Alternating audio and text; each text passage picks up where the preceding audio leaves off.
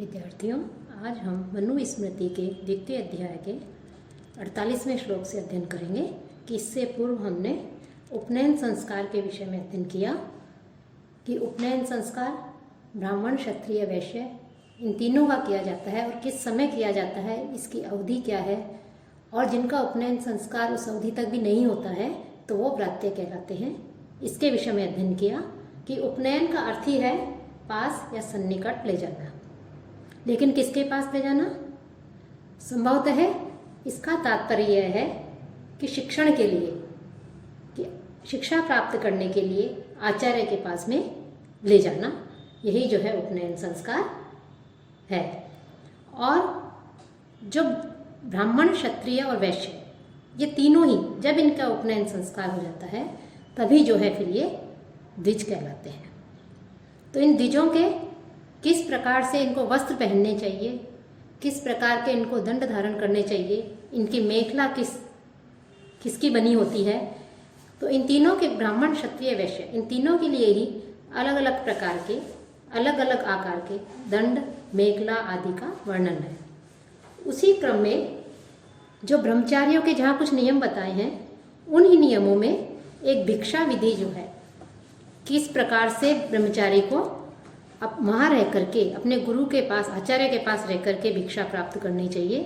भिक्षा याचना का क्या प्रकार है, किससे भिक्षा प्राप्त करनी चाहिए, इसके विषय में हम आज अध्ययन करेंगे। तो इसमें भिक्षा विधि क्या है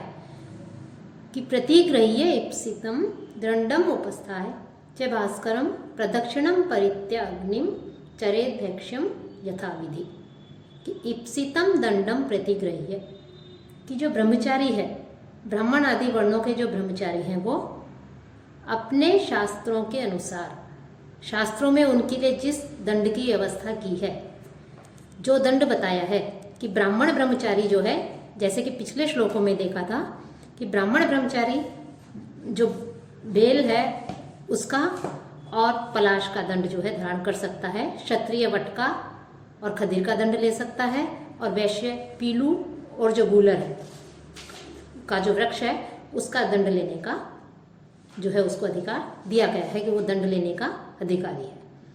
और इन दंडों का प्रमाण भी बताया है कि ब्राह्मण ब्रह्मचारी का दंड केशों तक, क्षत्रिय का ललाट तक और वैश्य का नासिका तक लंबा होना चाहिए, और सभी दंड सीधे हों, गांठ रहित हो, देखने में सौम्य हो, और जिसको देख करके अन्य मनुष्य जो है वो उद्विग्न नहीं हो, ऐसे दंडों को जो है लेने के लिए उन्हें कहा गया है। तो ब्रह्मचारी अपने इप्सितम कि शास्त्र के अनुसार जो उसे बताया गया है, शास्त्रानुसार इष्ट या इप्सित जो दंड है,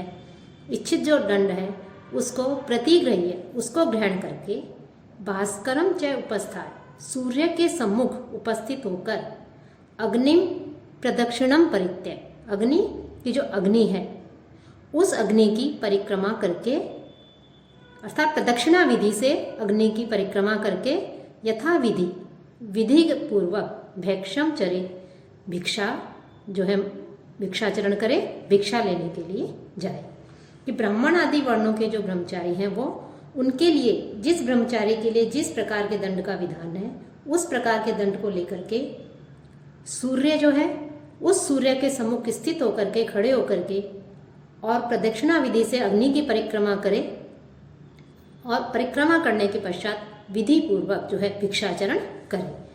तो ये भिक्षा विधि बताई है। अब भिक्षा की याचना किस प्रकार से की जाए, कि भिक्षा किस प्रकार से मांगी जाए, कैसे मांगी जाए, कि जिससे भिक्षा मांगी जाती है उसे स्पष्ट हो जाए कि किस वर्ण का ब्रह्मचारी बालक है। तो इसके लिए कहा है कि ब्राह्मण, क्षत्रिय, वैश्य ये तीनों ब्रह्मचारी जो हैं, ये इन तीनों के लिए भवत जो शब्द है उसके उच्चारण के विषय में इन्होंने मुख्य रूप से बताया है कि ब्राह्मण ब्रह्मचारी जब भिक्षा के लिए कहे तो भिक्षा मांगने जाए तो उस समय भवत शब्द का जो है वो पहले उच्चारण करे, क्षत्रिय वर्ण का ब्रह्मचारी मध्य में उच्चारण करे, और वैश्य वर्ण का ब्रह्मचारी अंत में भवत शब्द का उच्चारण करके भिक्षा मांगे। तो इसके लिए कह रहे हैं कि भवत पूर्वम चरेद भैक्ष्यम उपनीतो द्विजोत्तम है, भवत मध्यम तु राजन्यो वैश्य तु भवत उत्तरम। कि उपनीत है द्विजोत्तम है, कि यज्ञोपवीत धारण करने वाला। उपनीत है कि जिसका यज्ञोपवीत जिसने धारण किया है, ऐसा द्विजोत्तम है, ऐसा ब्राह्मण ब्रह्मचारी जो है वो भवत पूर्व कि भवत शब्द है जो है उसका पूर्व में उच्चारण करते हुए, उसको बोलते हुए भैक्षम चरित भिक्षाचरण करे। अर्थात जो ब्राह्मण बटु है, ब्राह्मण ब्रह्मचारी है, वो जब भिक्षाचरण करे, भिक्षा के लिए जाए, तो भिक्षा वाक्य में भवत शब्द का वो पहले उच्चारण करे। जैसे भवती भिक्षाम देहि, तो यह ब्राह्मण के लिए कहा गया है। और जो राजन्य अर्थात जो क्षत्रिय है, वो भवत शब्द का मध्य में उच्चारण करे कि भिक्षाम भवती देहि, ये क्षत्रिय के लिए कहा गया है। और वैश्य वर्ण का जो ब्रह्मचारी है, वो भिक्षाम देहि भवती अर्थात भवत शब्द को वो अंत में रखे और इस प्रकार से भिक्षाचरण करे। तो ब्राह्मण क्षत्रिय वैश्य तीनों के लिए ही भवत शब्द को मुख्य बताते हुए उसका पहले, मध्य और अंत में उच्चारण के लिए कहा गया है कि ब्राह्मण ब्रह्मचारी पहले उच्चारण करे कि भवती भिक्षाम देहि, क्षत्रिय ब्रह्मचारी मध्य में उच्चारण करे भिक्षाम भवती देहि, और वैश्य वर्ण का ब्रह्मचारी अंत में उच्चारण करके भिक्षा मांगे कि भिक्षाम देहि भवती। तो इस प्रकार से इन तीनों के लिए जो है भिक्षा याचना का ये प्रकार बताया है। और किससे भिक्षा जो है वो ग्रहण करनी जाए, कि ब्रह्मचारी को किस प्रकार के स्त्री पुरुष से भिक्षा मांगनी चाहिए और किससे सर्वप्रथम जो है वो भिक्षा मांगे। मात्रम वा स्वसारम वा मातुर वा भगिनीम निजाम भिक्षेद भिक्षाम प्रथमम या चयनम न उन्मानयेत। निजाम मात्रम कि ब्रह्मचारी जो बालक है वो सबसे पहले किससे भिक्षा मांगे। वैसे तो उसके लिए कुछ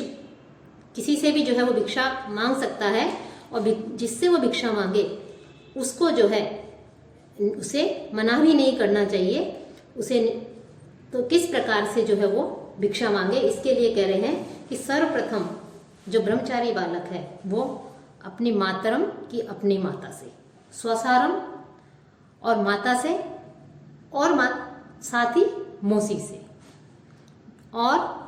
निजाम भगनी और अपनी बहन से, मातुह भगनी कि अपनी माता की बहन से अर्थात अपनी मौसी से, कि मातुम भगनी अपनी माता से भिक्षा मांगे और अपनी बहन से भिक्षा मांग सकता है, और अपनी मौसी से ही भी जो है वो भिक्षा मांग सकता है। प्रथमम भिक्षाम भिक्षेत, सबसे पहले इनसे जो है अपनी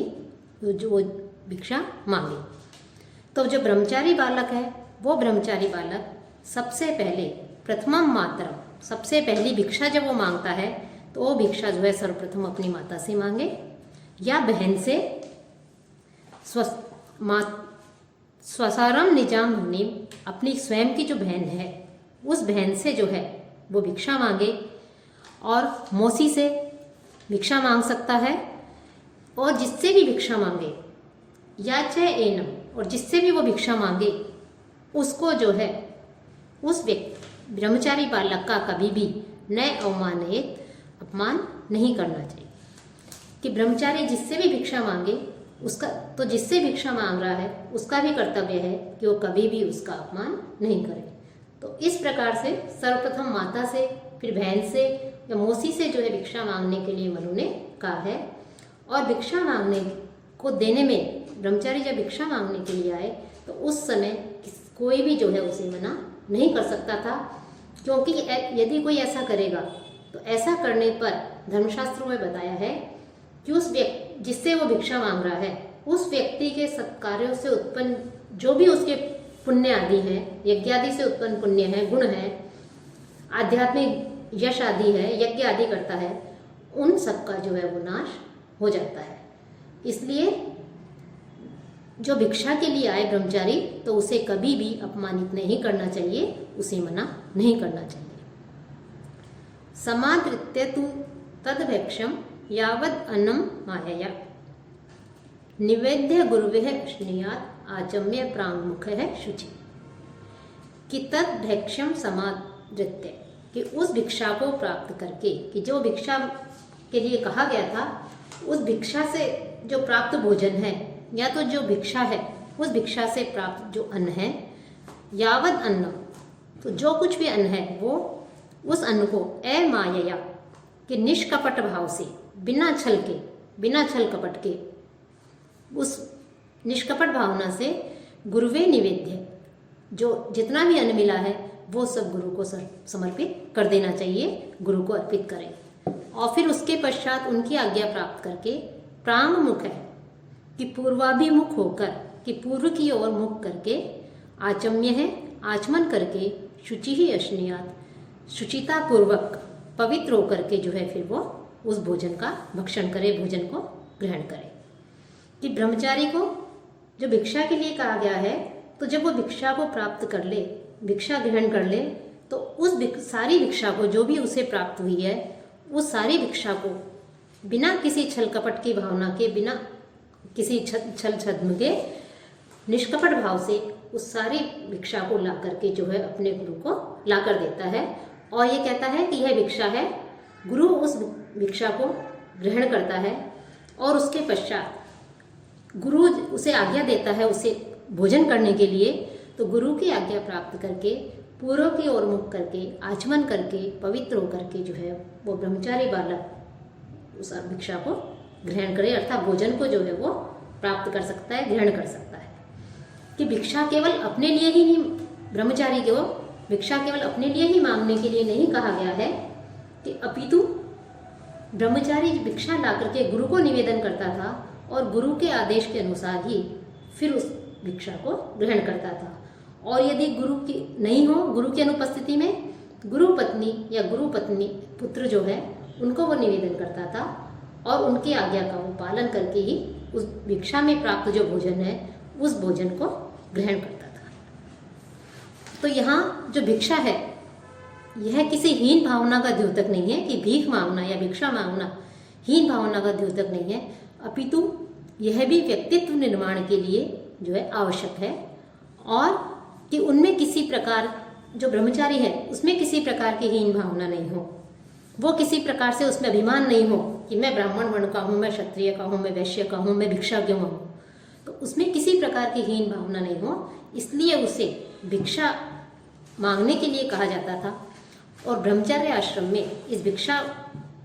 याचना के द्वारा, भिक्षा मांगने के लिए जब ब्रह्मचारी बालक जाता है तो उसके द्वारा भी उसके व्यक्तित्व का निर्माण होता था और उसमें सबको समान समझने की और समाजवादी भावना की जो दृष्टि है वो इस भिक्षा में हमें निहित प्रतीत होती है। और इस प्रकार से उस भिक्षा को प्राप्त करके वो पूर्व दिशा की ओर मुख करके जो है वो पवित्र होकर के, आचमन करके जो है उसको भक्षण करें।